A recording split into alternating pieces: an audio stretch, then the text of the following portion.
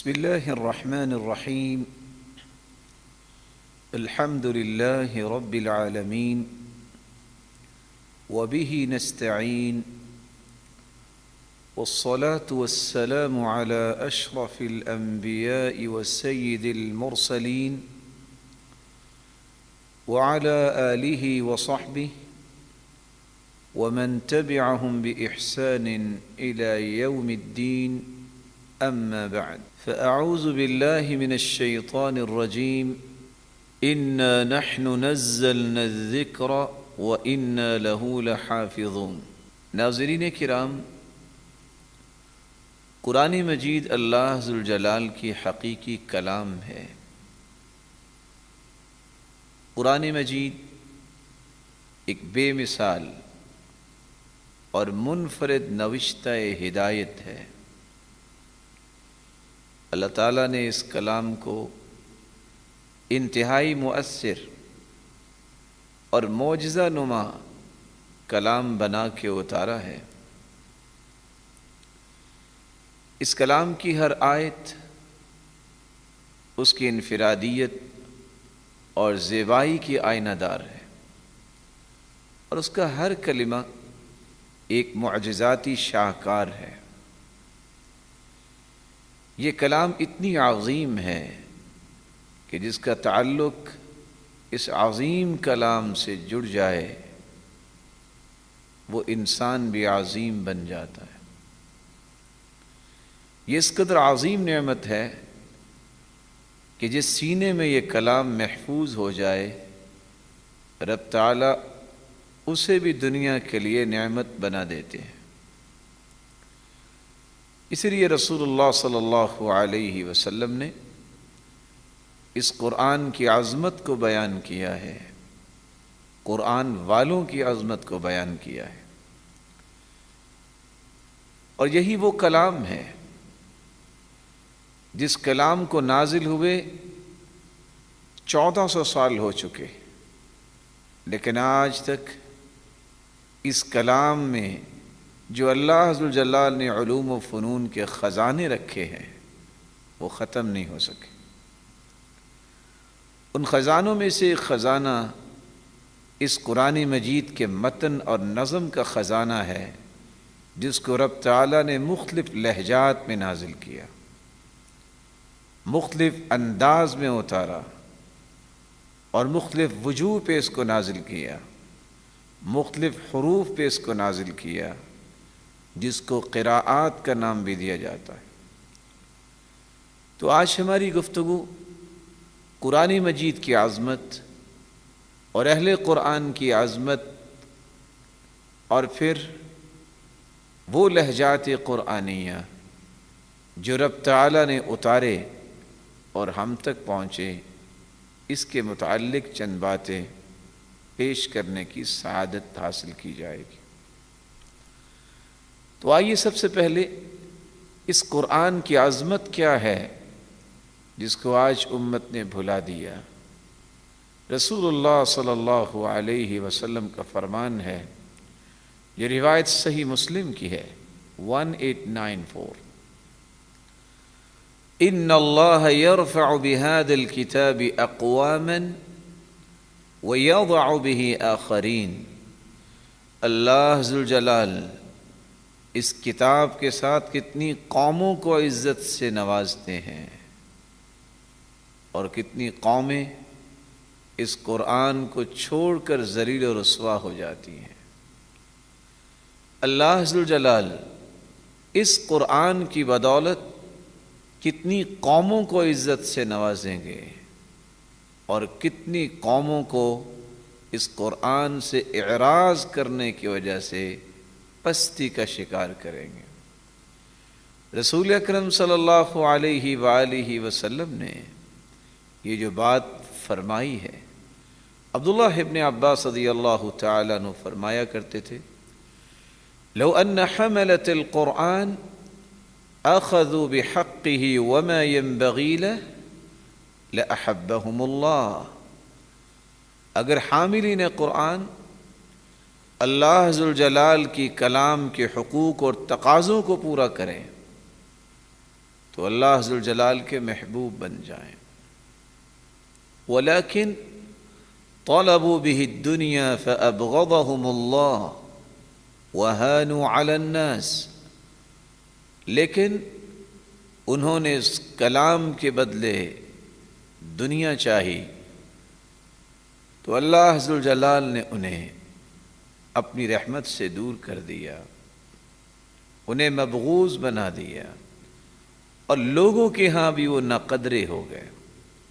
رسول اکرم صلی اللہ علیہ وسلم نے اس کلام مبارک کی عظمت کو بیان کرتے ہوئے فرمایا تھا: وَعَلَيْكَ بِذِكْرِ اللَّهِ وَتِلَاوَةِ الْقُرْآنِ، قرآن مجید کی تلاوت اور اللہ کے ذکر کو لازم پکڑو.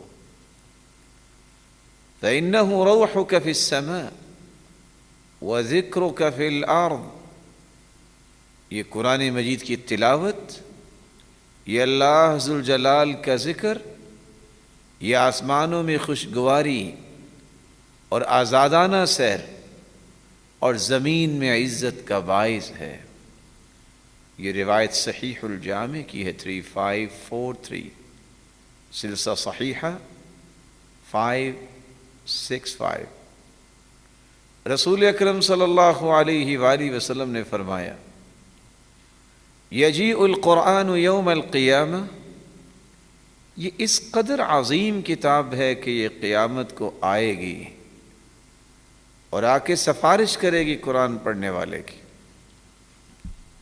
اور کہے گی: یا رب حلہ، اے اللہ اس کو زیور پہنا دیجیے. فیلبس تاج الکرامہ، تو قرآن پڑھنے والے کو عزت کا تاج پہنایا جائے گا. ثم یقول یا رب زدہ، پھر یہ قرآن مطالبہ کرے گا: اے اللہ اسے اور عزتوں سے نوازیے. فیلبس حلۃ الکرامہ، تو اسے عزت کا لباس پہنایا جائے گا. ثم یقول یا رب ارض عنہ، پھر قرآن سفارش کرے گا: اے اللہ اس سے راضی ہو جائیے. فیرضى عنہ، اور اللہ ذوالجلال اس سے راضی ہو جائیں گے. رسول اکرم صلی اللہ علیہ وآلہ وسلم نے اس لیے قرآن پڑھنے اور پڑھانے والوں کی عظمت کو بیان کرتے ہوئے فرمایا تھا، روایت ہے صحیح بخاری کی 5027، صحیح الجامع 3319، سلسلہ صحیحہ 1172: خیرکم من تعلم القرآن وعلمہ، بہترین تم میں سے وہ ہے جو قرآن کی تعلیم حاصل کرتا ہے اور قرآن کی تعلیم دیتا ہے. اس لیے تو امام سیوطی رحمۃ اللہ علیہ فرمایا کرتے تھے: تعلیم الصبیان القرآن اصل من اصول الاسلام، بچوں کو سب سے پہلے قرآن کی تعلیم دلوانا یہ اصل الاصول ہے.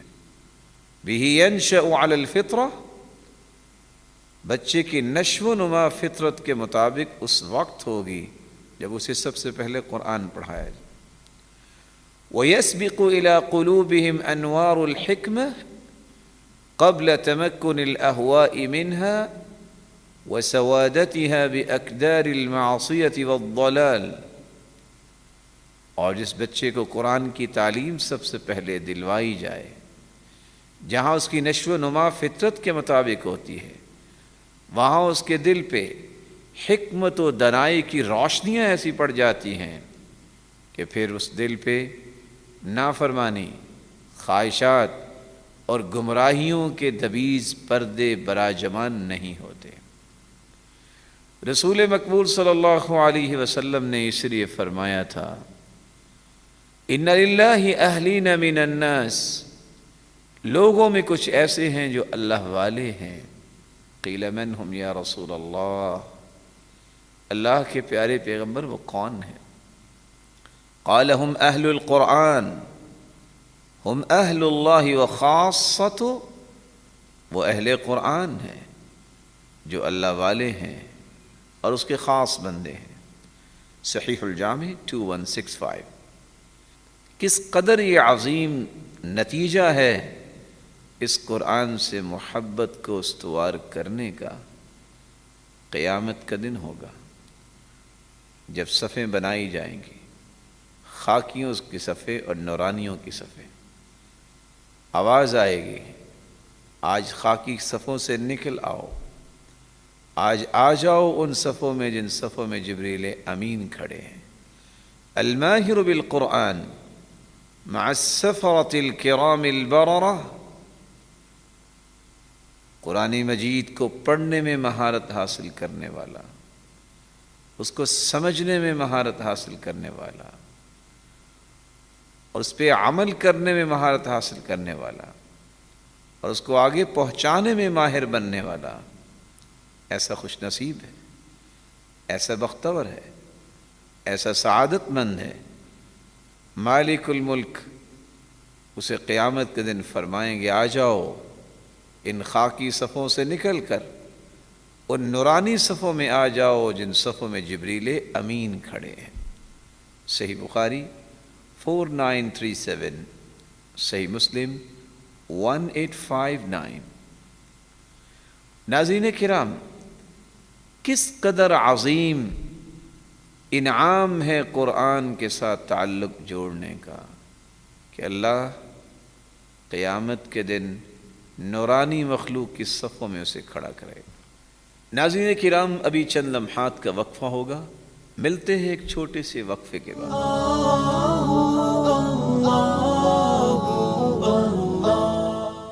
ویلکم بیک ناظرین کرام۔ وقفے سے پہلے ہم بیان کر رہے تھے قرآن مجید حکمت اور برکت اور نور کا منبع و مصدر ہے، اس لیے اللہ عز و جلال نے اس کی تعلیمات کو بڑا ہی آسان بنایا ہے۔ قرآن مجید میں اللہ عز و جلال فرماتے ہیں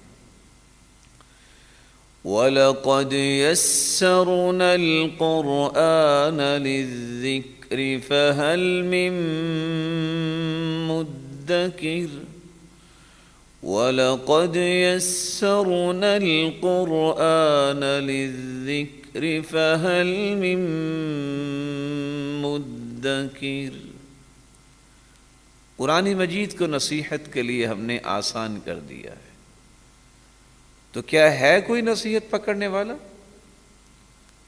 رسول اللہ صلی اللہ علیہ وسلم نے بھی فرمایا تھا بعثت بالحنیفیۃ السمحہ، میں یکرو اور آسان دین کے ساتھ مبعوث کیا گیا ہوں۔ سلسلہ صحیحہ 2924۔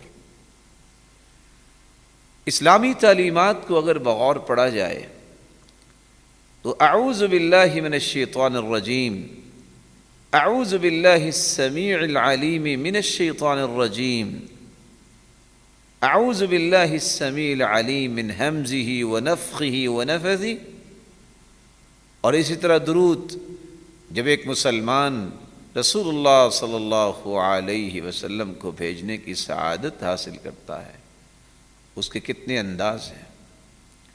رسول اکرم صلی اللہ علیہ وآلہ وسلم نے نماز کے اندر تشہد میں بیٹھنے کے کتنے انداز بتائے ہیں۔ آپ صلی اللہ علیہ وآلہ وسلم نے ٹھنڈی رات اور بیماری کے وقت کھڑے، بیٹھے اور لیٹے نماز پڑھنے کی جو اجازت دی ہے جب انسان بیمار ہو، یہ سارے کے سارے معاملات اسلام کی آسانی کا بین ثبوت ہیں کہ رب تعالیٰ نے اس امت پر کوئی مشقت نہیں رکھی۔ اس امت کو کلفتوں اور مشقتوں سے بچانے کے لیے اللہ عز و جلال نے ایک فیصلہ اتارا، اور فیصلہ کیا تھا کہ قرآن مجید کو ایک نہیں 7 حروف میں نازل کیا، 7 زاویوں پر، 7 لہجات پر، اور 7 پڑھنے کے طریقے یہ اللہ عز و جلال نے اس امت کو عطا کیے کہ کوئی بھی شخص اس قرآن سے محروم نہ ہو۔ مالک الملک نے اس کلام کا پہلا پیغام اقرأ باسم ربك الذي خلق خلق الإنسان من علق اقرأ وربك الأكرم الذي علم بالقلم علم الإنسان ما لم يعلم۔ ان آیات پر مشتمل پہلا پیغام غار حرا میں بھیجا جب جبریل امین رسول اللہ صلی اللہ علیہ وسلم پر یہ پیغام لے کے آئے۔ اللہ ذوالجلال نے اس کلام کو تو اتار دیا، لوگوں کی زندگیوں میں وہ حلاوت اور لذت آئی جنہوں نے قرآن پڑھا کہ اس حلاوت اور لذت کو ہم ڈیفائن نہیں کر سکتے۔ پھر ایک ایسا وقت آیا کہ مالک الملک نے چونکہ اس کلام کو قیامت تک آنے والی انسانیت کے لیے دستور حیات بنایا ہے، یہ آئین کی کتاب ہے جس کو ربانی آئین کہتے ہیں، یہ وہ کانسٹیٹیوشن ہے جس کی روشنی میں ہمیں زندگی کے زاویے اور رویے درست کرنے چاہیے، اور جو درست کر لیتا ہے اس کی ڈائریکشن جنت کی طرف بھی درست ہو جاتی ہے۔ آپ صلی اللہ علیہ وآلہ وسلم صحابہ کرام کے ساتھ تھے۔ صحیح مسلم کی روایت ہے 1943، سنن نبی داود کی روایت ہے 1478، جامع ترمذی کی روایت ہے 2945 اور سنن النسائی کی روایت ہے 939۔ اللہ ذوالجلال کے محبوب بنی غفار کے باغ کے پاس تھے، مالک الملک نے جبریل امین کو اتار دیا۔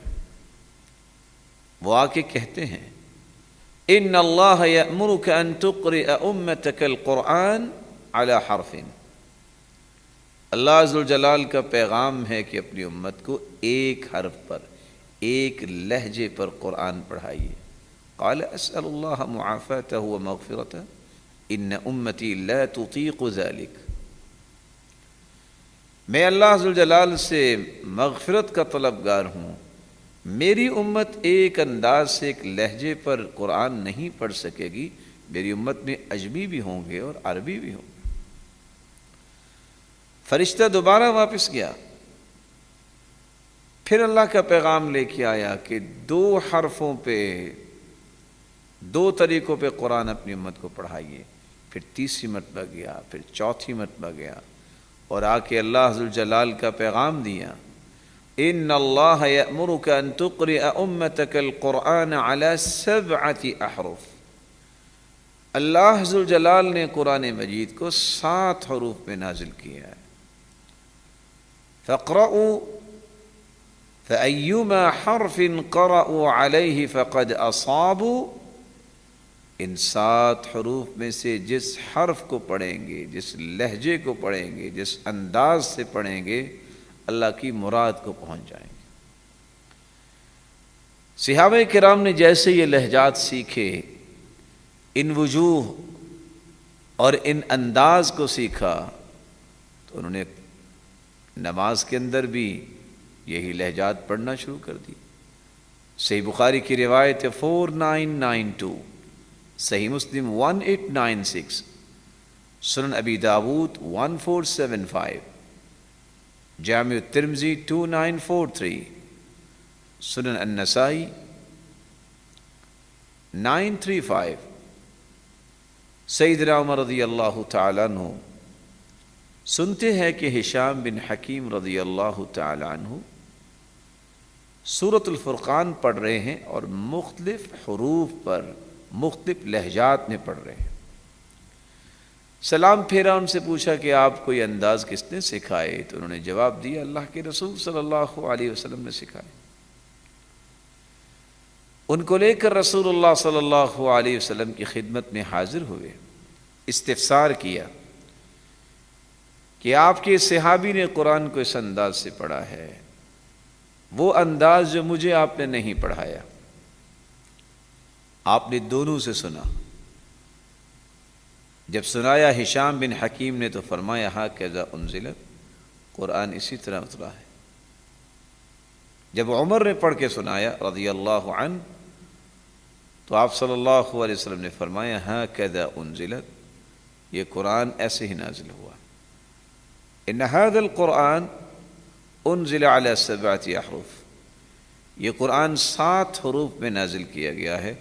فَقْرَؤُوا مَا تَيَسَّرَ مِنْهُ، ان میں سے جو تمہیں آسان لگے اس کے مطابق تم پڑھ لو۔ رسول اکرم صلی اللہ علیہ وآلہ وسلم نے یہ لہجات، یہ انداز جو صحابہ کرام کو سکھائے، صحابہ کرام کس لذت اور حلاوت کے ساتھ ان کو پڑھتے، نمازوں کے اندر بھی اور نمازوں کے باہر بھی۔ مالک الملک کا فیصلہ ہوا، اللہ ذوالجلال نے اپنے محبوب کو اپنے پاس بلا لیا۔ رسول اکرم صلی اللہ علیہ وآلہ وسلم نے یہ قرآن مجید کے تمام لہجات صحابہ کو سکھا دیے اور یہ حکم بھی دے دیا، انزل القرآن علی 7 احرف، قرآن 7 حروف میں نازل کیا گیا ہے۔ المراء فی القرآن کفر، قرآن مجید میں جھگڑنا یہ کفر ہے۔ 3 مرات آپ نے 3 مرتبہ فرمائے۔ فما عرفتم منہ فاعملوا وما جہلتم منہ فردوہ الی عالمہ، جس چیز کا تمہیں علم ہو جائے اس کے مطابق عمل کر لیا کرو، اور جس چیز کا تمہیں علم نہ ہو تو اس بات کو علم والے کی طرف لوٹا دیا کرو۔ سلسلہ صحیحہ 1522۔ اس لیے امام مالک رحمۃ اللہ علیہ فرمایا کرتے تھے، کل علم یسأل عنہ اہل، ہر چیز کے متعلق اگر پوچھنا ہے تو اس سے پوچھو جو ریلیونٹ انسان ہے، جس کے پاس علم ہے وہی بتا سکے گا۔ ہر علم کے متعلق اس کے ماہرین سے ہی پوچھا جاتا ہے۔ اللہ ذوالجلال اس قرآن مجید کی عظمت کو ہمیں سمجھائے اور اس کی عظمت کو بڑھانے کے لیے ہمیں اس کو پڑھنے والوں کی صف میں شامل فرمائے، اور اس قرآن کے وہ لذیذ لہجے اور لہجات ہم سب کو سیکھنے اور سکھانے کی توفیق عطا فرمائے۔ وآخر دعوانا ان الحمد للہ رب العالمین۔